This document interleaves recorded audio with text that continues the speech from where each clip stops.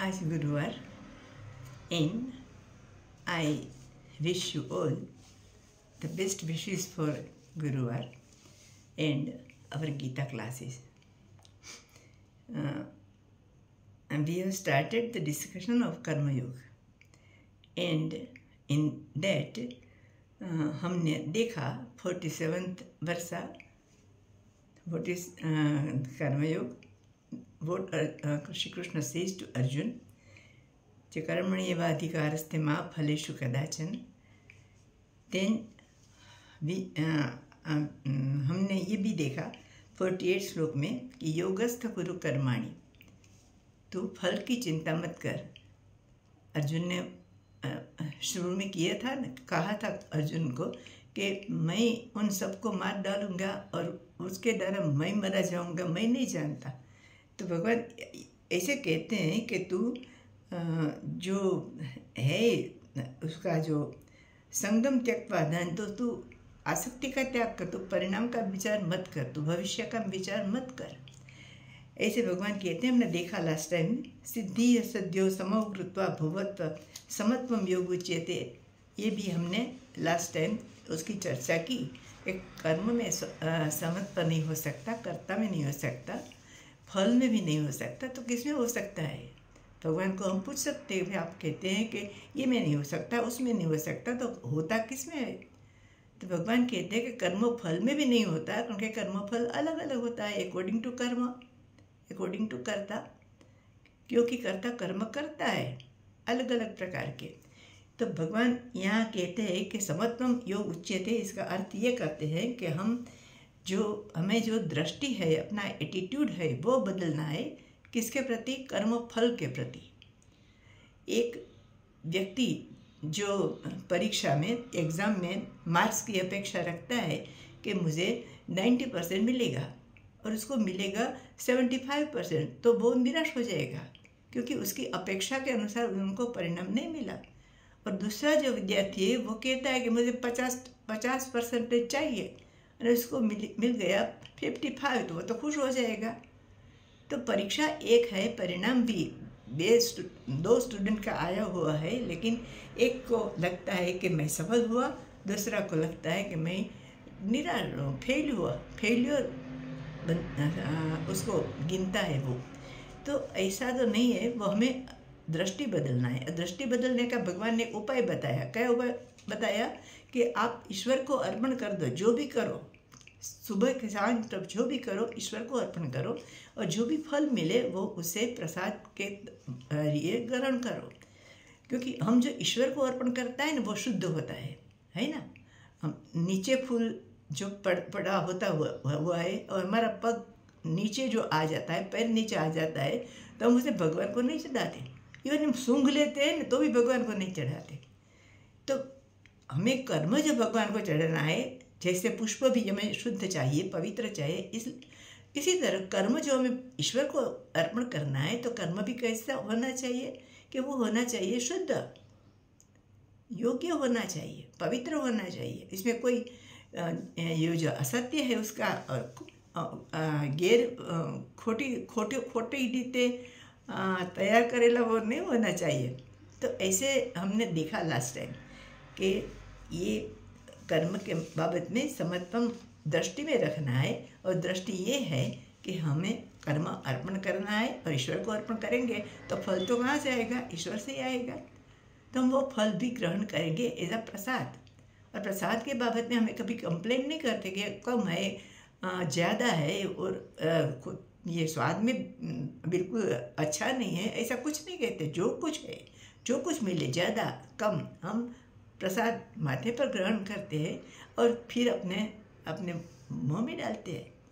तो वो जो है वो बुद्धि हमें कर्म में रखनी चाहिए. तो हमें निराशा के, डिसअपॉइंटमेंट के, डिप्रेशन में हम नहीं चले जाएंगे. ऐसे इसलिए हम जो हिंदू है, हम जो भारत में रहते हैं, उसका ऐसा दृष्टिबिंदु है, वो निष्फलता मिले तो वो जानता है कि वो निष्फलता मुझे मिली मेरे कर्म के अनुसार, मेरे भाग्य के अनुसार, ईश्वर की इच्छा, मैंने ईश्वर का कर्म सौंप दिया था. तो ऐसा वो मानकर अपने को समझा लेता है. वो सुसाइडल मेंटालिटी नहीं रखता. सामान्यतः नहीं रखता। वो हमारे लिए दर इसका रेट है कम है। इसका कारण यही है हमारी फिलोसॉफी। बाद में हमने ये भी देखना है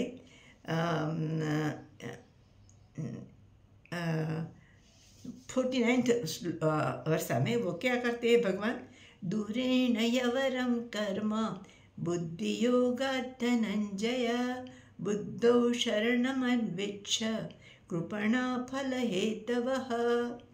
भगवान कहते हैं कि जो अपना कर्म ईश्वरार्पण बुद्धि से करता है, जो कोई भी परिणाम आए, 4 फल हमने गिने थे लास्ट टाइम, जो कुछ भी परिणाम आए वो हम ले स्वीकार कर ले। कभी हम थोड़ा दुख होता है स्वीकार करने में, पर लेकिन भगवान का प्रसाद मान के हम स्वीकार कर ले उसको, कंप्लेन करने बिना कंप्लेन करें। तो ऐसे जब हम करते हैं ना तो वो उत्कृष्ट प्रकार का कर्म है, भगवान कहते हैं इस श्लोक में। और जो कृपणा फल है तब, जो फल की हेतु से ही कर्म करता है वो निकृष्ट है, वो नीचे का नीचे ऐसा निकृष्ट फल है। और हम कर्मयोग में जो भी करते हैं, निष्फलता मिले सफलता मिले तो वो उत्तम कर्म है, क्योंकि हमें ईश्वर को अर्पण किया है और ईश्वर का प्रसाद लेके हमें ग्रहण भी किया है। तो वे कहते हैं 49th वर्षा में, 40 में क्या कहता है भगवान, बुद्धि युक्तो जहातीह उभे सुकृत दुष्कृते तस्माद् योगाय युज्यस्व योग कर्म सुकौशलम। यहाँ दूसरी व्याख्या आई। व्हाट इज योग? हमने पहले देखा समत्वम योग उच्यते, यहाँ कहते हैं योग कर्म सुकौशलम। कर्म सुकौशलम इज योग। नाउ हाउ, व्हाट भगवान वांट्स टू से हियर? सो फर्स्ट कहते हैं कि बुद्धि युक्तो जहाती है उभे सुकृत दुष्कृते। जो व्यक्ति है वो जब कर्म अर्पण करती है भगवान को, तो कभी वो कर्म योग्य होता है और कभी उसको मालूम भी न हो, अननोनली वो जो योग्य न हो ऐसा कर्म भगवान को अर्पण कर बैठे। तो भगवान कहते हैं कि वो जो व्यक्ति है वो पुण्य और पाप जो भी परिणाम आए उसके कर्म के अनुसार, तो उसको कोई दोष नहीं लगता, वो दोनों का त्याग कर सकता है, क्योंकि वो भगवान का आया प्रसाद समझकर उसे ग्रहण कर लेता है। और जो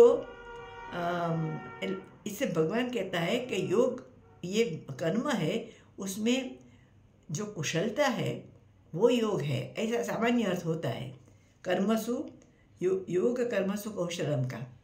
बट भगवान का जो आशय है यहाँ पर, जो इंटेंशन है वो नहीं है। ऐसा नहीं है कि कर्म में जो कुछ कर्म करे, जो कोई व्यक्ति उस कर्म में उसकी स्किल होनी चाहिए, कुशलता होनी चाहिए, ऐसा अर्थ नहीं होता। कुशलता तो सब में होती है, लेकिन जो कर्म में नहीं, ये कर्मयोगी नहीं होता। Take the example of terrorist. जो टेररिस्ट है, त्रासवादी है, जो लोगों को नुकसान करने और ज़्यादा से ज़्यादा लोगों को मारने के लिए समटाइम्स तो सुसाइडल बॉम्ब बन के आता है। वो सब कुछ जानता है, कुशल है उसके कार्य में, लोगों को ज़्यादा से ज़्यादा मारने में कुशलता है, लेकिन वो कुशलता के लिए उसको हम कर्मयोगी कैसे कहेंगे? वो क्या दूसरों को मारने का कर्म ईश्वर को अर्पण कर सकता है? बिकॉज यो मारने का जो हेतु है वो दूसरा है, अधर्म को दूर करके धर्म को स्थापित करना का ऐसा कोई उसका उद्देश्य नहीं है। चोर है तो चोर भी उसकी कुशलता चोरी करने में बहुत बड़ी है। किसी अनजान व्यक्ति के घर में जाना, उस अनजान घर में ये सब शोधना कि कहाँ होगा खजाना पैसा, वो के बहुत डिफिकल्ट है, लेकिन वो कर लेता है, सफल भी होता है। पकड़ा नहीं जाता तो सफल होकर भाग जाता है, कुशल है अपने काम में, पड़ी कर्मयोगी नहीं है। वो ऐसा कर्म भगवान को अर्पण नहीं कर सकता, और भगवान उसका फल उसे, जो उसका कर्म है जो अच्छा नहीं है तो अच्छा रिजल्ट पर नहीं मिलेगा। तो कर्मसु योग कर्मसु कौशलम का अर्थ क्या होता है कि भगवान ने मनुष्य को 2 वस्तु दी है जो दूसरे को योनि में नहीं दी। वो है फ्री विल और डिस्क्रिमिनेशन। इच्छा दी है कर्म करना या न करना, कर्म की पसंदगी का अधिकार दिया है कि वो नक्की कर सकता है, तय कर सकता है कि ये कर्म मुझे करना है, ये नहीं करना है, और ये इस तरफ करना है, ये उस तरफ करना है, उस तरह करना है।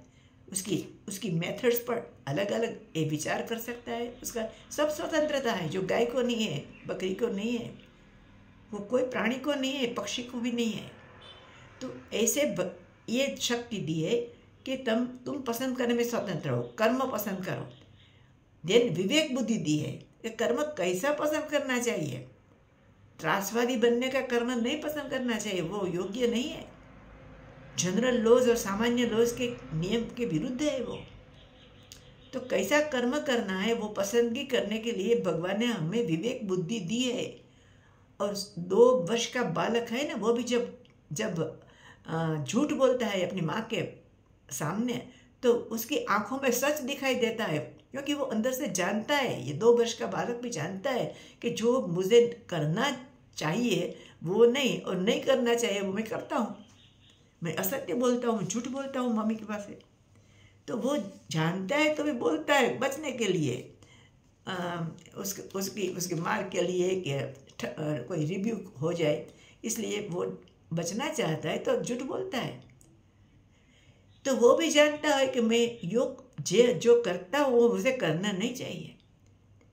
तो इन द गिवन सिचुएशन, जो परिस्थिति आपके सामने है, वो परिस्थिति को विचार करना है कि इस परिस्थिति में मुझे क्या करना चाहिए। सच बोलो, लेकिन सच बोलना चाहिए इस परिस्थिति में। जब किसी की जान बचती है तो हमें सच नहीं बोलना, हमें असत्य बोल के भी वो सत्य हमारा सच हो जाता है। हमने देखा था एक दृष्टांत लेकर।